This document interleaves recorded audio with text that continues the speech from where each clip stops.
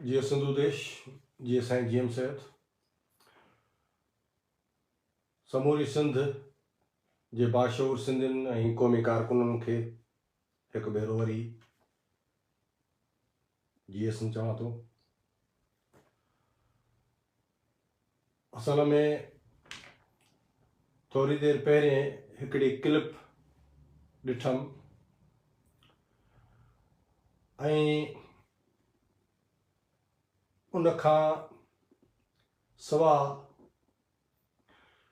मां सिंध जे बाशऊर माण्हुनि जे अॻियां, क़ौमी कारकुननि जे अॻियां, सियासी जेको सीनियर वर्कर आहिनि उन्हनि जे अॻियां हिकिड़ी ॻाल्हि रखणु चाहियां थो त सिंध में हलंदड़ हीअ जेका तहरीक आहे, जेका जदोजहद आहे, उन जदोजहद जे ख़िलाफ़ रियासत छा छा करे सघे थी। उन में हिकिड़ो त तशद्दुद करे ऐं रियासती जबर लागू करे कारकुननि खे ॿधणु, माण्हुनि जे मथां तशद्दुद करणु, वकील अॻवान जेके असांजा वेठा आहिनि ॿ में उन्हनि खे गिरफ़्तार करणु, इहे सभु हरबा रियासत इस्तेमालु करे सघे थी। पसे पर्दा बि हिकिड़ियूं शयूं थींदियूं ऐं उन्हनि में हिकिड़ो ख़ौफ़ हर मुतहरिक जेको सियासी वर्कर आहे या वकील आहे उन्हनि जे घर वारनि ते, मिटनि माइटनि जे मार्फत हिकिड़ो प्रेशर ॾियारींदा, हिकिड़ो डपु ॾियारींदा ऐं इलाहियुनि खे वरी लालच ॾींदा त उहा तोखे ही था सहूलियत ॾियूं, ही था सहूलियत ॾियूं, जीअं जदोजहद खे कापारी धकु हणिजे, सबूतास कजे ऐं उनखे कमज़ोर कजे। इहा हिकिड़ी वॾी साज़िश आहे जेका रियासत करे सघे थी। हाणे मां इहा ॻाल्हि करे चुको आहियां, हे ॿियो टियों दफ़ो पियो अॼु अचां लाइव, त हिकिड़ो त हीअ जदोजहद क़ौमी जदोजहद आहे। हे वकीलनि जो को अदालत सां को मैटर कोन्हे, को कंहिं जज जी बदिली कराइणी हुजे या हिननि जो वकीलनि खे जेके बि हुननि जा इख़्तियार आहिनि, हक़ आहिनि, उहे नथा ॾिना वञनि, अहिड़ी तरह ॻाल्हि कान्हे का। एजेंडाऊं सियासी आहिनि ऐं उन्हनि सियासी एजेंडाउनि में क़ौमी तहरीक शुरू ॾींहं खां वठी स्ट्रगल करे पई। वकील दोस्तनि हिकिड़ो किरदारु अदा कयो, तमामु शानदारु किरदारु आहे। वकीलनि जेको किरदारु अदा कयो आहे उन हिकिड़े सॼे क़ौम खे यूनाइट करे छॾियो आहे, ॿधी हिकिड़ी पैदा थी वई हली। पर बावजूदि उनजे ही जदोजहद क़ौमी आहे, मसइला क़ौमी आहिनि। क़ौमी जबर जे ख़िलाफ़ ही जदोजहद आहे, बेठिकी कब्ज़े जे ख़िलाफ़ जदोजहद आहे। उन जूं फौरी तौर ते एजेंडाऊं जेके आहिनि उहे इहे आहिनि त दरियाह ते जेको हे केनाल ठाहिनि पिया पंजाबी, इहो त पुराणो झेड़ो आहे, 18वीं सदी खां वठी कनि पिया। ॿनियुनि जे मामले ते फ़ौज जेका वालार करे पई, या जेके वसीलनि जी फुरलट ऑलरेडी थिए पई, डेमोग्राफी आहे, खोड़ मामला आहिनि, त फौरी तौर ते जेके एजेंडाऊं अची वियूं उन ते हिकिड़ी स्ट्रगल थी आहे। गुज़िरियल साल खां वठी इहा हिकिड़ी स्ट्रगल थिए पई। मूं जीअं पहिरें चयो त हैदराबाद में जेका इन ॿनियुनि जे वालार जे ख़िलाफ़ु असां एहतजाज कयो हो, अदी आशा सरगानी, खोड़ कारकुन गिरफ़्तार थिया, खोड़ ॿियनि पार्टियुनि इन ते स्ट्रगल कई। चवण जो मतिलबु त हाणे फौरी तौर ते हिकिड़ो त जेको क़ौमी जबर आहे, क़ौमी सवाल जेको असीं चवंदा आहियूं, उन जबर जे नतीजे में, बेठिकी कब्ज़े जे नतीजे में या ग़ुलामीअ जे नतीजे में सिंध जा वसीला, सिंध जो अलाह तलह ॿुहारे रियासत पाकिस्तान नाले में खणी था वञनि। हाणे साईं जीएम सैद फ़िक्री बुनियादु विधो, उहो 70 खां वठी जेको असां आज़ादी जे लाइ जदोजहद कयूं पिया, त हाणे उहे मुख़्तलिफ़ माण्हू, मुख़्तलिफ़ ग्रोह, कॾहिं शागिर्द, कॾहिं हारी तहरीक, कॾहिं क़ौमी तहरीक, कॾहिं जेको आज़ो वकील दोस्त जेके आहिनि से इहे कनि था पिया जदोजहद। पर इन इशूज़ ते जॾहिं वकील अॻियां आया आहिनि त असां इख़्लाक़नि हिकिड़ा 2 क़दम पोइते थी सभु जेके सियासी वर्कर आहिनि। हाणे हिन सॼे ॼण मांधाण जो लीडर यानी आमिर वड़ाइच खे कयो अथनि, छाकाणि त उहो हिकिड़ो वकील आहे, वकील दोस्त जेके हिन जे पोयां आहिनि सॼी सिंध जा। पर असांखे हिकिड़ी ॻाल्हि ज़हन में रखणु घुरिजे त इहे हिकिड़ा इशू आहिनि, पर इन्हनि इशूज़ सां गॾु क़ौमी ग़ुलामीअ जो मसइलो बि आहे लाॻापियल आहे। यानी जीअं असीं चवंदा आहियूं न, सिके जा 2 पासा आहिनि, हिकिड़ो पासो सिके जो कयूं था त बाबा दरिया ते जेको आहे केनाल आहिनि या मसलन ज़मीनुनि ते जेको कब्ज़ो आहे फ़ौज जो या जेका वालार आहे वसीलनि जी जेका फुरलुट आहे, पर उन सिके जे ॿिए पासे क़ौमी ग़ुलामी लिखियो पियो आहे। सिंध जेको तारीख़ी वतन आहे, सिंध जेको हज़ारनि सालनि खां आज़ादु मुल्क रहियो आहे, असीं हिकिड़ी अलॻि क़ौम रहिया आहियूं। उन ते 47 में मज़हब जे नाले में धोखे फ़रेब जालसाज़ी जे ज़रिए क़ौम खे ग़ुलाम कयो वियो आहे। हाणे माना हिकिड़ी वॾी वेढ़ांद आहे ग़ुलामी जे ख़िलाफ़ सॼी क़ौम जी क़ौमी तहरीक जी वॾी हिकिड़ी वेढ़ांद आहे, हिकिड़ो वॾो सफ़र आहे। उन में असांजा शहीद, असांजा गुम थियल माण्हू, सियासी वर्कर, उन में क़ैद में पियल, जेलनि में पियल असांजा वर्कर, इहे सॼो हिकिड़ो वॾो साईं GM सैद जी नज़रबंदी सॼी हयाती हिकिड़ो वॾो सफ़र आहे। पर हाणे हिन मौजूदा जेका कैफ़ियत आहे उन में हिकिड़ो इशू जेके अॻिते आया आहिनि, उन में वकील जेके दोस्त आहिनि, हाणे इख़लाक़ी तौर ते असां पाबंद आहियूं सभु, सॼी सिंधी क़ौम, ऐं क़ौम निकिती आहे। इन जो मतिलबु इहो थोरे त आहे ओचितो को मिसाल वकीलनि कयो ऐं माण्हुनि जे ज़हननि में, माण्हुनि जे दिमाग़नि में, माण्हुनि जे उन शऊर जे उन जेको आहे सो सुञाणप में क़ौमी ग़ुलामीअ जे ख़िलाफ़ जेका मुसलसिल क़ौमी तहरीक जदोजहद कंदी रही, हे उन जो बि नतीजो आहे। जंहिं मां पहिरें बि गुज़ारिश कई त हिकिड़ी देग आहे जेका देरि सां तपंदी आहे, यानी बॉइलिंग पॉइंट वारो जेको आहे न, बॉइलिंग पॉइंट हींअर अची विया। तंहिंजे करे वकील दोस्तनि जे अॻुवाणी में हे सॼो कुझु थिए थो। उन में सिविल सोसाइटी एक्टिव आहे, डॉक्टर जेके आहिनि उहे जेके आहिनि, जेके पुरहत आहिनि, हारी आहिनि, शागिर्द वेठा आहिनि, क़ौमी तहरीक जूं तंज़ीमूं वेठियूं आहिनि। उन सॼे इख़लाक़ी तौर ते जॾहिं असीं ज़िम्मेवार आहियूं त हीअ जदोजहद इन खे संभालणो बि आहे, बचाइणो बि आहे ऐं तोड़ ताईं वठी वञिणो बि आहे। तंहिंजे करे मूंखे ॾाढो अफ़सोस थियो, थोरी देरि अॻु में मां हिकिड़े अॻुवाण जी सनान ख़ान कुरैशी जी क्लिप ॾिठी ऐं इंतिहाई ॿाराणियूं ॻाल्हियूं करे अदा शर्जील मेमण राब्तो कयो आहे, ज़रदारी फलाणो जेको अलीअ सां राब्तो कयो आहे, 2 मई ते जेको आहे नोटिफिकेशन ॾींदा।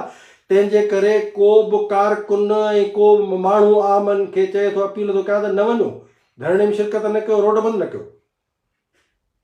इहा सिंध जे हिन क़ौमी जदोजहद सां वेसाघाती थो करे तूं। शहीद जो पुट ई पंहिंजी जॻह ते, सिंध खां मथे केर बि कोन्हे। छा तुंहिंजी पार्टी ऐं तूं इन सॼे जदोजहद जो अॻुवाणी, वकील बि अॻुवाणी कनि, असीं सभु हुन जो हिसो आहियूं, सॼी सिंध हुन जो हिसो आहे। तोखे कंहिं इहो इख़्तियार ॾिनो त तोसां हिकिड़ो अहिड़ो गहिरो नथू खेरो ॻाल्हाए ऐं तूं क़ौम खे अपील कंदे क़ौमी कारकुननि खे त जदोजहद जो हिसो न थियो?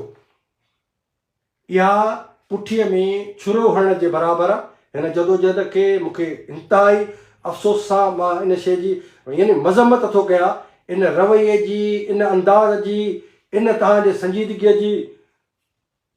को ॿियो इल्ज़ाम नथो हणां, इल्ज़ाम हणणु ॾाढो सवलो ऐं सस्तो थी पियो आहे। हिन पैसा वरिता हूंदा, हिन न, मां नथो चवां, मां थो चवां त इहा सिंध सॼी अॼु तुंहिंजे हिन क्लिप खे ॿुधो अथनि, मां उन जीए सिंध क़ौमी महाज़ जे वर्करनि खे थो चवां। सेंट्रल कमेटी तव्हांजी हूंदी, मर्कज़ी अॻुवाण बॉडी हूंदी, कारकुन हूंदा, सीनियर कारकुन हूंदा, बाबा हे छा ज़ुल्म पिया कयो? पार्टियूं तहरीकूं था ईअं हलाईंदो? अली हसन ज़रदारी जे चवण ते तूं, यानी इहा बि तव्हांखे सम्झ न आहे त हे जेका कराचीअ में कारकुननि खे ॿधनि पिया, वठनि पिया, मारीनि पिया, वकील रतो रत लॻो पियो आहे उतर ताईं सॼे हुन में, इहा तव्हांखे नथी सम्झ में ॻाल्हि अचे त रियासत जी नियत छा आहे? जेकॾहिं नियत हुजे नोटिफिकेशन कढण जी, केनालनि जे ख़िलाफ़, ज़मीनुनि ते कब्ज़े जे ख़िलाफ़, त पोइ हे छा पियो करे? हे रियासत छा पई करे? कारकुननि खे ॿधे पई, मारे पई, मोरे में ॾिसो, कराचीअ में ॾिसो, उतर जे पासे ॾिसो, इहा तव्हांखे सम्झ में नथी अचे ॻाल्हि। पर बिल फर्ज़ जेकॾहिं कंहिं राब्तो कयो आहे त राब्तो हींअर वकीलनि सां कनि न, राब्तो वकीलनि सां कनि त बाबा उहे वेठा त उन्हनि सां वञी ॻाल्हायो। तंहिंजे करे मां समूरी सिंध खे चवां थो, क़ौमी कारकुननि खे, त हीअ गुमराही आहे, हीअ जदोजहद सां हिकिड़े क़िस्म जी वेसाघाती आहे, जंहिं ते मूंखे अफ़सोस आहे, मूंखे ॾुख आहे। ऐं मां जस्कम जे कारकुननि खे चवां थो, क़ौमी सॼी सिंध खे चवां थो, बाशऊर सिंधियुनि खे, त हिन जदोजहद खे उन वक़्त ताईं, जेसीं ताईं ॾिसो असांजी पार्टी जे तबियत ऐं मिज़ाज खां सभु वाक़ुफ़ु आहियो, असां 10 ॾींहंनि खां वठी मूं सवेर बि गुज़ारिश कई त हिकिड़े गाॾीअ जे टायर जी हवा बि कान कढी अथऊं, छाकाणि वकील वेठा आहिनि जेसीं ताईं उहे पंहिंजे हिन जदोजहद खे पुरअज़म तरीक़े सां या पुरअमन तरीक़े सां वठी था हलनि। उन्हनि जी जॾहिं ॻाल्हि जा दरवाज़ा रियासत बंदि कया ऐं तशदुद कई त पोइ असीं पंहिंजो जेको असांखे करिणो आहे असीं कयूं ऐं असीं करण में हक़ बचाइण हूंदासीं। हींअर कंदासीं तॾहिं बि उन जदोजहद खे सबूताज़ करण जे बराबरि उहो अमल हूंदो। इन करे मां बार बार पंहिंजे कारकुननि खे चवां थो त बाबा जेसीं ताईं ॿ वारो जेको धरणो आहे या ॿिया जेके धरणा आहिनि उन्हनि उहे वेठा आहिनि, उन्हनि खे हिकिड़ी उमेदु आहे असीं हिन पुरअज़म जदोजहद जे ज़रिए इहा शइ कराए विझंदासीं। अखियुनि ते तव्हां सां गॾु आहियूं, इख़्लाक़नि तव्हां सां गॾु आहियूं, सियासी तौर ते गॾु आहियूं, क़ौमी हवाले सां ज़िम्मेवार आहियूं। हिन जदोजहद खे तीनवार करणु न छॾंदासीं। मसलन हिकिड़ा माण्हू उहे बि हिन में एक्टिव आहिनि क़ौम परस्त जेके हिन सॼे जदोजहद खे वठी सम्झनि था त असीं ईंदड़ इलेक्शन जी वर्क पिया कयूं, वञी कनि। यानी हिकिड़ा माण्हू जेके इहे चवनि था हीअ जेका जदोजहद आहे इहा रियासत जे ख़िलाफ़ नफ़रत में तब्दील न थिए, हुकुमरान जे ख़िलाफ़ नफ़रत में त ग़ुलाम आहियूं नफ़रत न कंदासीं। हे वरी ॿिया आहिनि, ॿिए खे बि हिकिड़े खे ॿुधो अथमि त भाई जदोजहद थिए पई पोइ जेका न नफ़रत में ग़ुलामीअ जे ख़िलाफ़ असांखे नफ़रत ओपन आहे, असीं नफ़रत था कयूं ग़ुलामीअ खां, इनकार था कयूं ग़ुलामीअ जो। पंजाब साम्राज्य आहे, रियासत गैर फितरी जबरी कब्ज़ो आहे, असांखे हिन कब्ज़े जे ख़िलाफ़ नफ़रत आहे। त हिकिड़ा इहे लॻा पिया आहिनि त नफ़रत न थिए, उहे कंहिंजा माण्हू आहिनि भला? हिकिड़ा उहे आहिनि जेके हलंदी जदोजहद मां हथ पिया कढाइनि क़ौम खे, कंहिंजा बाबा माण्हू होता। सो मां वकीलनि सां, वकीलनि जी पंहिंजी ॾिसो वकील बि चूं चूं का मुरबा आहिनि। पीपुल्स पार्टी जा हमदर्द बि उन में आहिनि, क़ौमी तहरीक जा हमदर्द बि आहिनि, न्यूट्रल बि आहिनि। कंहिंजा ज़रूरी न त सभु को रियासत मुखालिफ़ हुजनि, पर इन्हनि एजेंडाउनि ते असांजो इतफ़ाक़ आहे, तंहिंजे करे हलंदासीं। जंहिं ॾींहुं इन्हनि खे उहो जेको आख़िरी लिको आहे ओसी ताईं रियासत हिन खे कुझु नथी ॾिए, मुतालबा नथी मञे ऐं तशदुद थी करे, पोइ असीं ॼाणूं असांजो कमु ॼाणे। तेसीं ताईं जदोजहद खे संभालियो, अॻिते वठी हलियो। ॾिसो क़ौम वॾे अरसे खां पोइ सॼी सिंधी क़ौम पुरअज़म थी ॿाहिरि निकिती आहे। इहा क़ौम जेका आहे उहा कंहिं हिकिड़ी उन्हनि पार्टियुनि जी न आहे जेके जदोजहद खे सबूताज़ कंदा। क़ौम खे मां चवां थो हक़ीक़ी लीडरशिप जे पोयां लॻो, जेके तव्हांखे संभालीनि, जेके अध में गोही न हणनि, जेके तव्हांखे न इलेक्शन जे हुन में वर्क में सुभाणे वरी तव्हांखे जेको चवनि भाई असां वर्क पे कईसीं या जदोजहद पे कईसीं हाणे वोट असांखे ॾियो, न। हीअ जदोजहद पाकिस्तान जे उन वोट जी सियासत जो बि इनकार आहे, हे रियासत जो बि इनकार आहे। हे ग़ुलामीअ जे करे असीं जेको हिन मुसीबत में आहियूं। सो मां अचां थो उन पंहिंजे असुल नुक़्ते ते त सिंधी क़ौम ऐं क़ौमी कारकुन समूरनि लीडरनि ते नज़र रखो, मूं ते बि नज़र रखो, सभिनी ते नज़र रखो त केरु ड्रिनल आहे, केरु विकामजे थो, केरु पोइते थो हटे, केरु सबूताज़ थो करे जदोजहद खे, सभिनी ते नज़र रखो। छाकाणि त हीअ जदोजहद जेका आहे उहा तारीख़ जी अमानत आहे असां वटि। अमानत में ख़यानत न कयो ऐं न कंहिंखे करणु ॾींदासीं। सो मूंखे अफ़सोस थियो आहे सनान ख़ान जूं इहे ॻाल्हियूं ॿुधंदे ॿाहिराणियूं त हिन खे जेको आहे सो मुड़ुस खे ॾींदा 2 तारीख़ जो लेटर लिखी ऐं तेसीं ताईं जेको आहे सो जदोजहद खे ऐं चए थो त हुन में जेको हिसो न वठो, तूं बाबा अॻुवाण न आहीं, अॻुवाणी वकील था कनि, सॼी क़ौम उन्हनि सां गॾु आहे, असीं बि उन्हनि सां गॾु आहियूं। इहो मूंखे बि इख़्तियार कोन्हे को, कंहिंखे बि इख़्तियार कोन्हे को, इहो इख़्तियार सिर्फ़ु वकीलनि खे आहे त रियासत उन्हनि सां छा थी चवे, छा थी करे, छा थी ॻाल्हाए। नोटिफिकेशन उन्हनि घुरियो आहे, जिन घुरियो आहे उन्हनि खे नथा ॾियनि, तोॾे आया आहिनि तूं सुरीलो मुड़ुसीं। सो महिरबानी कयो, इहे मश्किरियूं न कयो जदोजहद सां, मश्किरियूं न कयो क़ौम सां। ऐं क़ौम खे चवां थो, सियासी वर्करनि खे चवां थो त दरिया खां आज़ादीअ ताईं हीअ जदोजहद हलणु घुरिजे, तरीक़ो कहिड़ो बि हुजे, पर बुनियादी मक़सदु जेको आहे उहो हिन बेठिकी कब्ज़े जे ख़िलाफ़ सिंधु देश जी आज़ादी आहे। इहो ई असांजो मंतकी मंज़िल आहे। महिरबानी।